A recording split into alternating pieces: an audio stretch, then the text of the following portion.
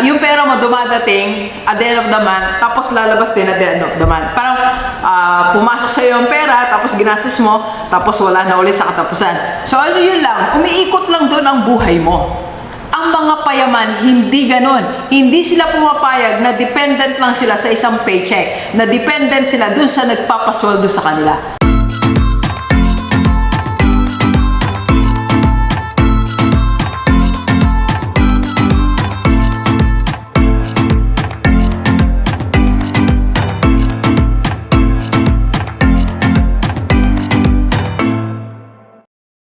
Nagsagot lang tayo ng mga inquiries. Yan. Anyway, positive day, Gilivers. This is Dr. Gigi Sunga from I Can Change Project. Magandang hapon sa lahat ng mga Gilivers natin. And sa first time po tayo panood sa YouTube channel, thank you very much. Please subscribe. Click mo na po yan, Doc Gigi Sunga. And sa lahat ng mga gusto magpa-coach kay Doc, or if you want to start, advertise, or improve your business, just PM me sa personal FB. Nandiyan lang po sa paligid. And if you want to become part of the reseller ng ating Rockstar Beauty Corporation, meron tayong, of course, alam niyo po yan, beauty products reveal. Yan, message ka lang din sa personal FB ko, okay? Alright, so pag-usapan natin ang mga lifestyle. Apat ba to? Yan. 4 lifestyle ng mga payaman. Alright? So, una-una ganito. Kung ikaw yung mayaman, abay, congratulations tayo kapatid, okay? So, ang dapat mo na lang gawin dyan, i-maintain or improve, di ba? So, hindi naman wala tayong kasiyahan, kaya lang yung maintain, tapos konti-konti improve mo yan, di ba? Binigay kasi sa atin yan ni Lord, kaya dapat alagaan natin, okay? And help your family and your church, right? Doon sa mga, Dok, hindi pa ko yung mayaman. So, ito yung lifestyle na isinasuggest ko, inire-recommend ko para sa ating lahat, okay? So, habang tayo po ay nagkakape, mga kapatid, kapihan tayo. Ang sarap po. May nagtanong, Dok, ano yung coffee mo? Simple lang yan, mga 3-in-1 lang yan. Pero ito po ay UCC yan, coffee ngayon. Pero most of the time, 3-in-1, okay? Pero define muna natin ang lifestyle. So, ano ba ibig sabihin ng lifestyle? Madami po meaning ang lifestyle. So, sabi na iba, kasama dyan yung physical appearance natin. That's our lifestyle because our physical appearance is a product of our lifestyle, okay? Of our activities, alright? So, it includes our economic, social life, and all. So, in other words, pag sinabi mo lifestyle, eto para simple lang definition natin ng lifestyle. This is my own definition of lifestyle. Kung ano ang ginagawa mo, paggising mo hanggang pagtulog mo, that's your lifestyle. Yun ang summary ng lifestyle mo.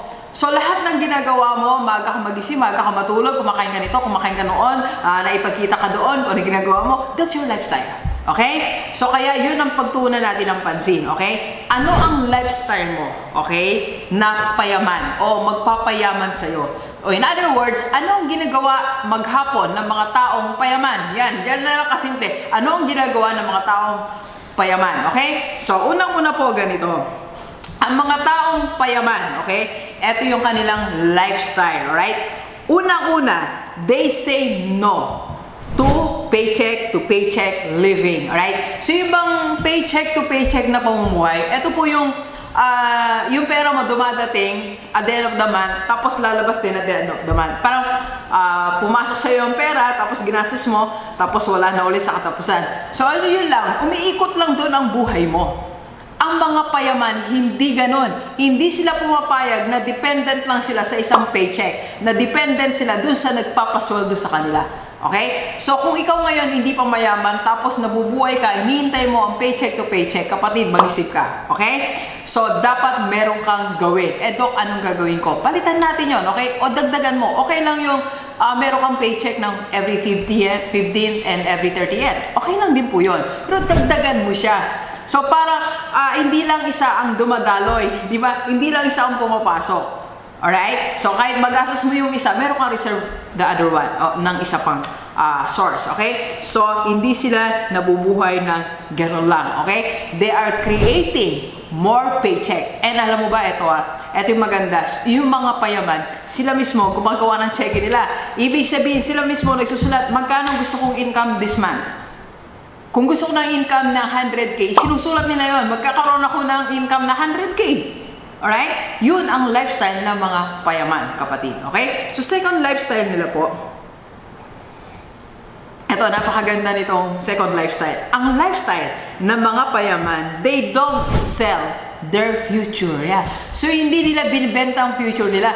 Parang napanood ko sa Squid Game, sabi ko kay Sir Gab, Gab, no, JB? Nandito ako kapatid.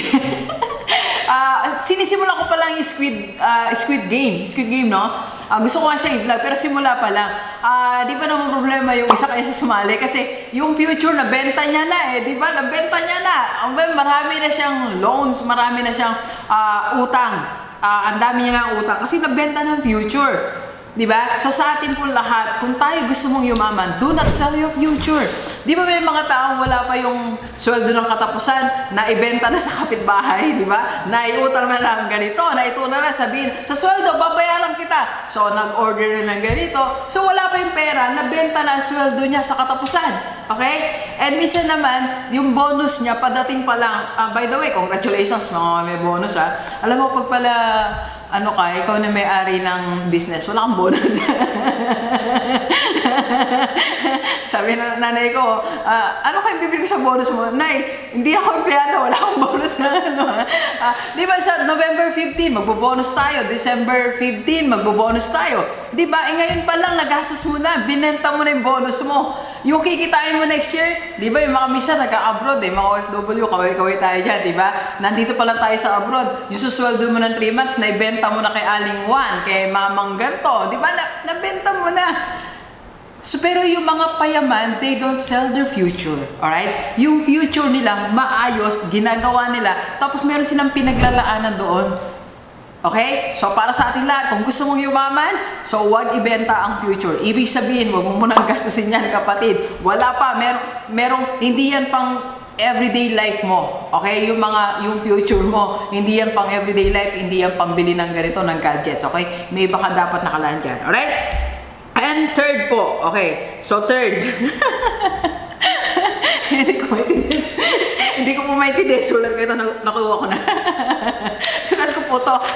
May isa nagtanong, Dok, ikaw may nagagawa ng script? Opo. Kaya na talaga, minsan di ko naintindihan sulat ko. Ito, number 3. Ang mga payaman, they are intentional.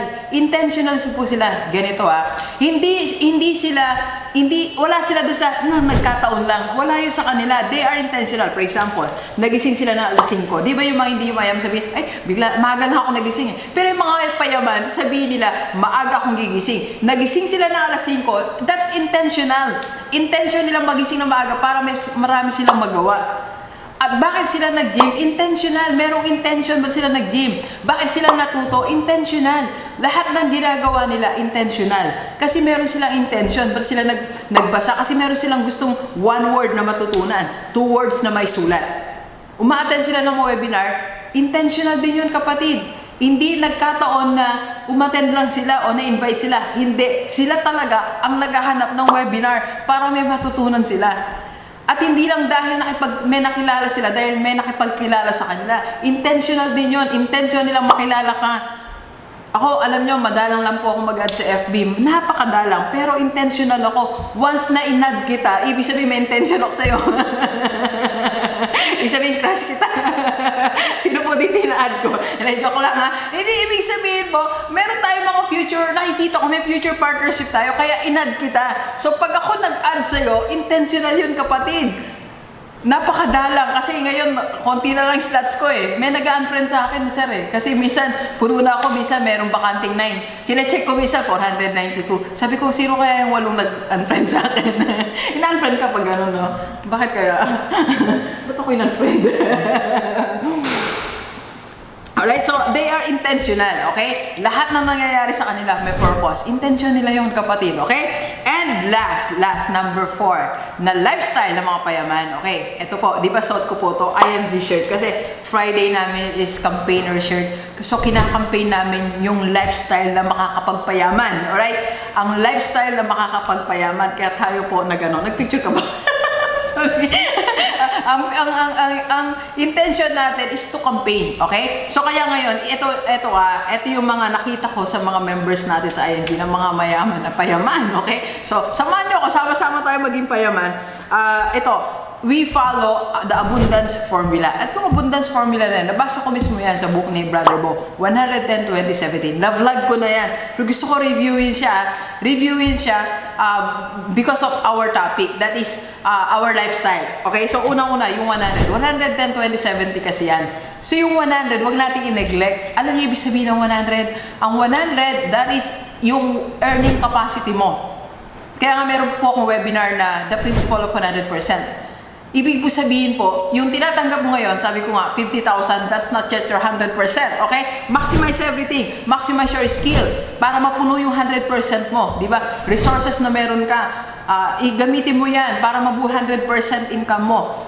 Yung pera na meron ka, invest mo yan para mabuo ang 100% mo. So, ibig sabihin po, lahat ng meron ka ngayon, opportunity, gamitin mo yan para yung 100% mabuo. Kasi akala natin, yung 100%, ito yung sweldo mo, salary mo. Hindi po. Part lang yan ng 100%. What you are receiving right now is just part of the 100%. Okay? Sabi nga ni Brother Bo, hindi pa yan. Kapatid, marami ka pang pwedeng kitain. Di ba?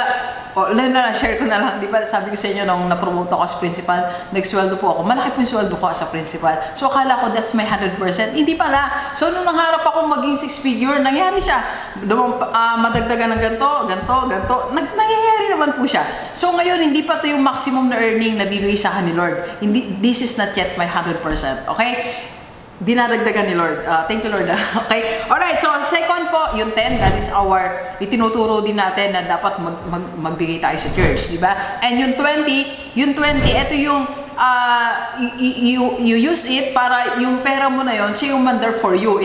It's either lagay mo siya sa business, lagay mo sa investment.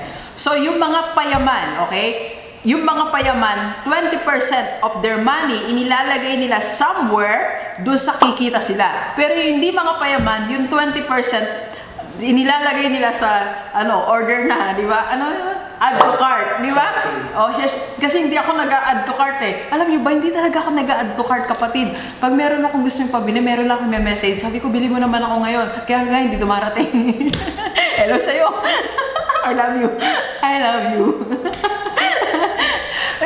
Di ba, siguro dahil hindi ako marunong technically, pero nakabuti na rin. Siguro kung marunong ako mag-add to cart, Sir JP, maghapon ako nag-add to cart. Baka buti na lang, di ko natutunan. Di ba? So, yung 20% ng income mo, gamitin mo po para mag-increase ang yung cash flow, okay? And, eto pa, lifestyle ng mga payaman, yung 70%, nag-e-effort talaga sila to manage that 70%, okay? So, alam nila, saan dadali ng 70%? Nagpunta sila sa mall, alam nila magkano gagastusin nila. Nag-grocery sila, alam nila magkano dapat ang gastusin sa grocery. May nag-alok sa kanila, alam nila kung yes or no sila doon. Okay? That's the lifestyle ng mga payaman. Okay? Alright? So sa ating lahat, sinusunod mo na ba yung IMG Abundance Formula? Ayan. Inadapt na natin kasi yan eh. Wala mong masama yan. It was endorsed by Brother Bo. So, natin.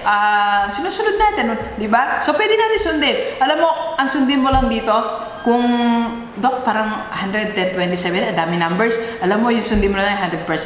Ano yung 100%, Dok? Yung lifestyle mo, baguhin mo. A part of that lifestyle na ginagawa mo everyday, merong kumikita ka. Meron kang kikita, alam mo yung may portion sa 24 hours mo na meron kang additional source of income. Yun yung tamang lifestyle. Okay? So, sa 24 hours mo, itong 2 hours, additional income ko to. Okay? That's the 100%. Alright? Okay? Maraming salamat. So, sa ating lahat, pwede kayong pumili na kayo anong lifestyle yung gusto mo dyan para ka yumaman. Okay? And if you want to join my team, IMG Rockstar, bago ko kaya, Team Payaman. IMG, Rockstar Payaman, no? Team Payaman, hindi Kong TV, no? Okay, Kong yung Payaman, no? Baka magalit si Kong. Hi, Kong, I love you. Okay, so mag-join ka lang sa aking team, IMG Rockstar, para mabuo natin ang 100% mo. Okay? Maraming salamat, and please share this video sa lahat ng maibigan natin, kahit OFW o dito sa Pilipinas, para sama-sama tayo mabago tumulad natin buhay. Thank you very much, Gilivers. Enjoy the rest of the day. Yeah.